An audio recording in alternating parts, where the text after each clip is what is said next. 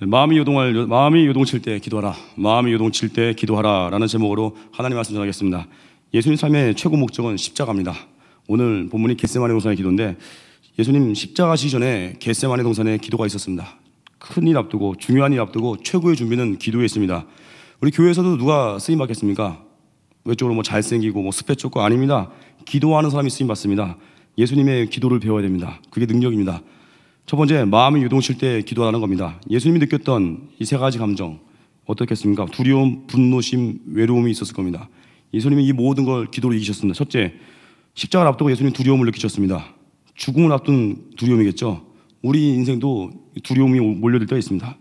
잘 나가는 회사에서 갑자기 쫓겨나기도 하고, 말 잘 듣고 잘 크던 아이인 줄 알았더니 대학 가더니 반항하기도 하고, 그리고 잘 클 줄 알았더니 어느 순간 가출했다 돌아오기도 하고, 잘 사귀다가 잘 될 줄 알았더니 이별 통보받고, 우리 인생에 크고 작은 두려움들이 있지 않습니까? 이런 두려움들이 몰려올 때 어느 때는 숨이 퍽 막 가빠올 때가 있고요, 너무 놀라서 가슴이 쿵쾅거릴 때가 있습니다.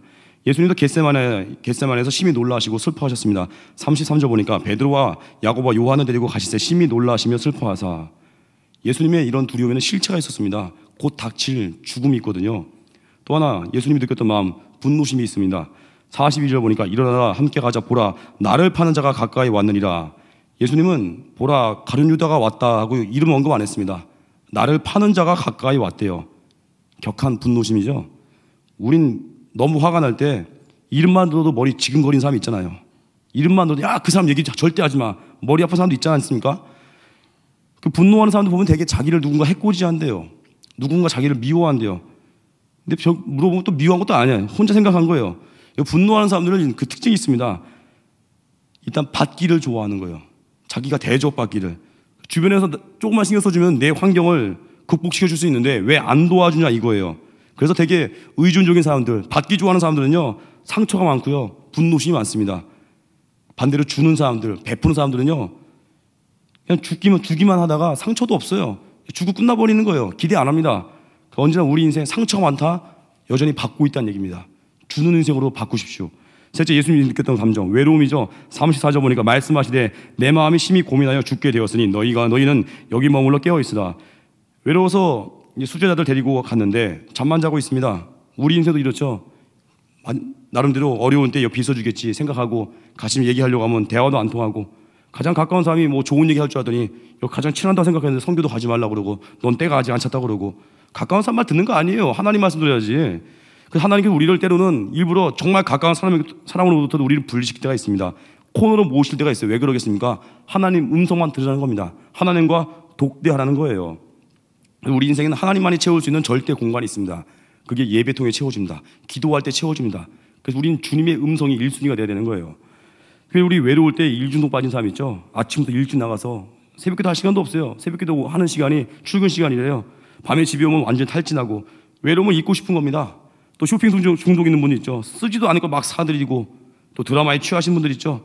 드라마 여주인공이 마치 자기인 것이냐, 잠시 잊고 지내다가 현실로 돌아오니까 다시 설거지해야 되고 괴로운 거죠. 예수님은 두려움, 분노심, 외로움, 이 세 가지 모든 거 다 기도로 이기셨습니다. 우리 인생도 예수님과 같이 해야 돼요. 모든 두려움을 가지고 다 기도로 바꾸는 겁니다. 사람 찾아내면서 분노 표출하는 게 아니에요. 하소연하는 게 아닙니다.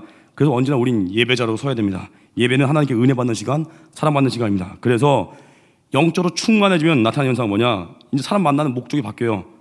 옛날에는 하소연하려고 만나고 뜯어먹으려고 만났는데 이제는 주고 싶어서 만납니다. 이제는 전하고 싶어서 만납니다. 이제는 기쁨을 나누고 싶어서 만납니다. 그런 겁니다. 그래서 젊은이 분들도 그 결혼한 목적도 뭐겠습니까?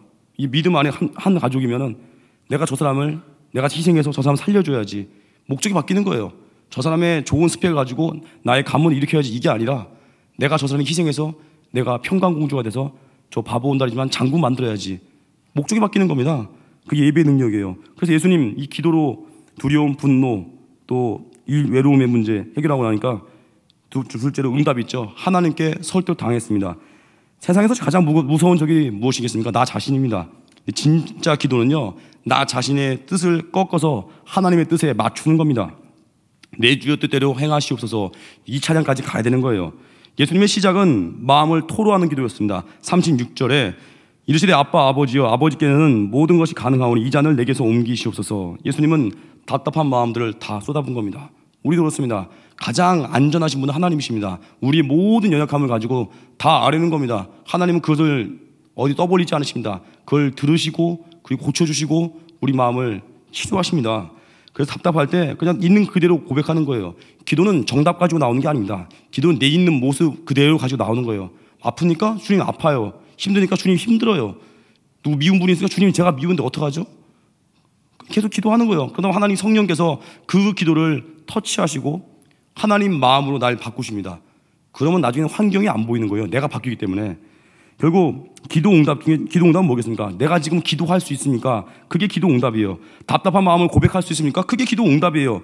마음 상하고 지쳤을 때 마귀는 우리를 기도의 자리에서 떠나게 합니다. 예배 못 나오게 하는데 힘들어도 죽을 힘을 다해서 예배 올 수 있다면 지금 그거 기도응답되고 있는 겁니다. 그래서 언제나 하나님께 구하십시오. 특별히 기도하니까 예수님의 기도가 바뀌었죠. 그러나 나의 원대를 마시옵고 아버지의 원대를 하옵소서. 나의 원함에서 아버지의 원함으로 바뀌었습니다. 최고의 기도응답은 나의 변화예요. 여러분 금식한다고 해서 어떻습니까? 내 환경이 다 바뀌던가요? 아닙니다. 금식하면서 내 자아가 죽어요. 배가 고프고 일부 끝나고 죽 좀 드셨습니까? 미스바야 죽 먹고 왔는데 금식한다고 바뀐 거 없어요. 여전히 우리는 먹기를 좋아합니다. 하지만 금식하는 그 순간에 뭘 생각해요? 아, 내가 정말 내 안에 약함이 있구나. 내 안에 깨어지지 않은 연약함이 있구나. 그걸 보는 거예요. 그걸 놓고 기도를 가지고 하나님께 나아가는 겁니다. 그 선교 갔다 와서 뭐 풀리는 부분도 있고 안 풀리는 부분도 많이 있어요. 근데 항상 선교 갔다 오신 분들 고백이 있습니다. 아, 전사님 내가 선교 갔다 오고 나니까 이제는 다른 사람에게 더 섬기고 싶습니다. 희생하고 싶습니다. 그동안은 내 자녀, 내 문제였는데 선교 가니까 그 네팔에 있는 아이들이 얼마나 귀하던지요. 자기가 그동안 너무 분에 겨워서 감사를 몰랐다고 자기의 변화를 얘기하던데요.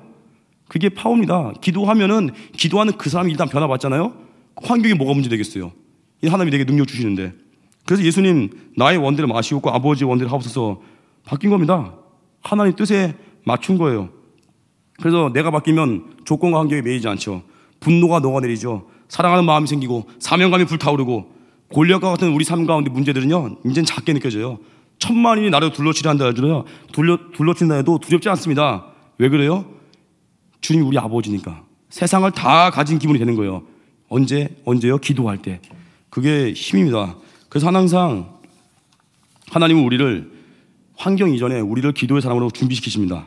예수님도 십자가 지시기 전에 기도의 싸움에서 먼저 승리하셨어요. 그래서 능히 부활의 영광까지 얻으신 겁니다. 그 미국의 어느 목사님 이야기인데 처음에 목사가 돼서 사역할 때 교회에 그 죽어가는 6살 배기 어린아이가 있더랍니다. 6살짜리 여자아이인데 그 아이가 죽어가고 있더래요. 온 성도가 합심해서 기도해도 별 차이가 없더랍니다. 되게 독한 치료를 했는데 머리카락 전부가 사라졌다는 거예요. 피부색도 변색이 되었다고 합니다. 그 여자아이가 가쁜 숨을 내쉬더래요. 6살짜리 여자아이가. 죽음을 목전에 둔 아이와 이제 부모를 앞에서 그 목사님이 위로의 말을 건네고 또 기도했답니다. 그 못내 아쉬워서 아이의 손을 잡으면서 얘야 소원이 뭐니? 뭐든 말해보렴. 내가 할 수 있는 일이라면 뭐든 해줄게. 어서 말해봐.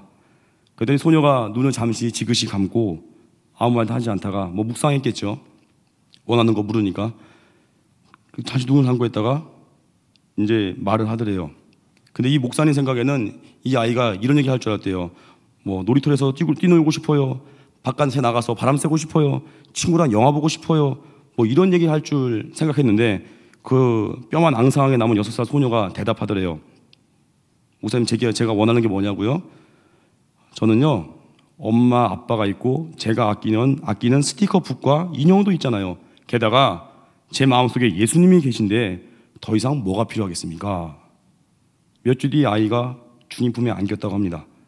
그리고 그 목사님 병실에서 그 아이가 한 말이 잊혀지지가 않는데요. 자기가 죽는 그날까지 그 말은 못 잊겠대요. 제 마음속에 예수님 계신데 더 이상 뭐가 더 필요하다 이거예요. 지금 죽어간 아이가, 죽음을 앞둔 아이가 자기는 다 가진 존재라 이거죠. 우리 인생도 이겁니다. 예수님을 깊이 만나잖아요. 신앙은 관계잖아요. 하나님과의 관계. 주님과 깊어지잖아요. 자녀의식이 생기면서 그 어느 것도 부럽지 않고요. 그 어느 것도 두렵지 않고요. 내 앞에 십자가 같은 큰 넘어야 될 고난의 무게가 있다 할지라도요. 능히 기쁨으로 이길 수 있습니다. 그래서 우린 다윗같이 사는 거예요. 시편 23편 1절 보니까 여호와는 나의 목자시니 내게 부족함이 없으리로다. 주님이 나 우리 목자 되잖아요. 통장이 우리 목자 아니잖아요. 스펙이 우리 목자 아니잖아요. 주님이 우리 목자 되면 뭐가 그렇게 우리가 연연해야겠습니까? 예수님 십자가 달려 죽으시면서 가장 큰 선물 인류 구원, 죄에서 죽을 수밖에 없는 우리들을 건지셨잖아요. 그게 최고 선물 아니겠습니까? 그게 만 가지 은혜 굳이 따지면 그게 최고 아니에요? 나머지 우리가 뭘 연연하겠습니까? 뭘 더 필요하겠습니까? 이미 우린 주신 게 너무 크니까 기뻐하고 감사하면서 나머지는 있어도 되고 없어도 되는 거예요. 우린 자녀입니다. 그 확신 가운데 서십시오. 결론입니다. 마음이 요동치는 분이 있습니까? 두려움과 분노, 외로움에 지친 심령이 있습니까? 예수님과 같이 하나님께 다 쏟아 부으십시오. 기도하십시오. 있는 그대로 마음을 다 아뢰십시오. 모든 문제를 다 고백하십시오. 기도하다가 내가 바뀔 거예요. 기도하다가 내 뜻이 하나님의 뜻이 되는 순간, 그때부터 우리 인생의 터닝 포인트가 올 것입니다. 그리고 언제나 이 성령 충만해야 되거든요. 언제 성령 충만하죠? 예배 드릴 때, 또한 나가서 전도할 때, 복음 증거 현장 나가 보십시오. 주의 성령이 강하게 역사하면서 나의 인생을 견인해 갈 것입니다. 그것이 우리의 사명입니다. 다 같이 일어나 찬양하겠습니다.